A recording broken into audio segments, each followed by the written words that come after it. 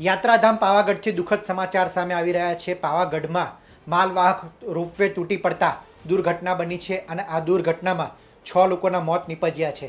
આ 6 લોકોની વાત કરીએ તો 2 લિફ્ટ ઓપરેટર હતા, 2 શ્રમિકો કામદારો હતા અને અન્ય 2 લોકોના આ દુર્ઘટનામાં મોત નીપજ્યા છે.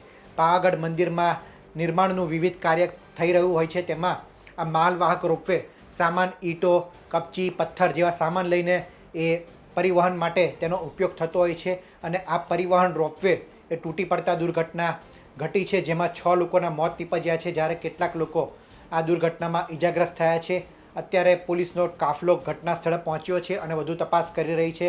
ફાયર બ્રિગેડની ટીમ પણ એ ઘટના સ્થળે પહોંચીને રેસ્ક્યુ કામગીરી કરી રહી છે અને સમગ્ર સ્થિતિ પર કાબૂ મેળવવા માટે પ્રયાસ કરી રહી છે. યાત્રાધામ પાવાગઢ એ સુપ્રસિદ્ધ ધામ છે. મોટી સંખ્યામાં લોકો પાવાગઢ આવતા હોય છે, માના દર્શન કરવા માટે લોકો આવતા હોય છે અને આ બધા વચ્ચે આજના સમયે આ દુર્ઘટના બની છે, ત્યારે શ્રદ્ધાળુઓમાં પણ ક્યાંક ને ક્યાંક એ ભયનો માહોલ ફેલાયો છે, કારણ કે હજારોની સંખ્યામાં લોકો પાવાગઢ આવતા હોય છે અને અત્યારે ભાદરવી પૂનમનો મેળો પણ ચાલી રહ્યો છે, ત્યારે મોટી સંખ્યામાં શ્રદ્ધાળુઓ એ પાવાગઢ દર્શન કરવા આવે છે. તે બધા વચ્ચે આ દુર્ઘટના બની છે, તેથી શ્રદ્ધાળુઓમાં અને પ્રવાસીઓમાં એ ભયનો માહોલ એ ફેલાયો છે.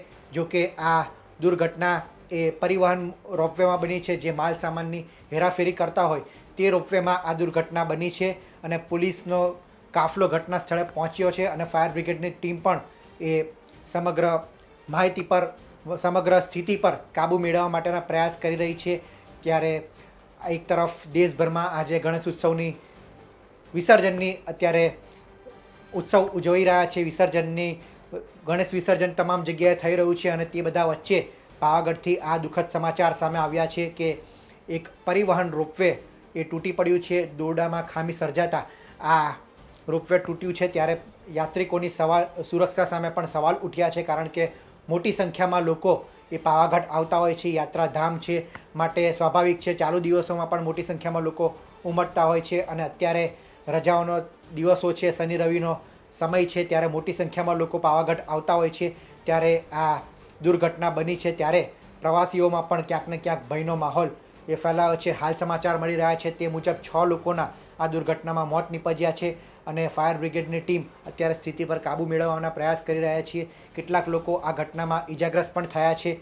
ઈજાગ્રસ્તોને હાલ એ સારવાર માટે ખસેડવામાં આવી રહ્યા છે.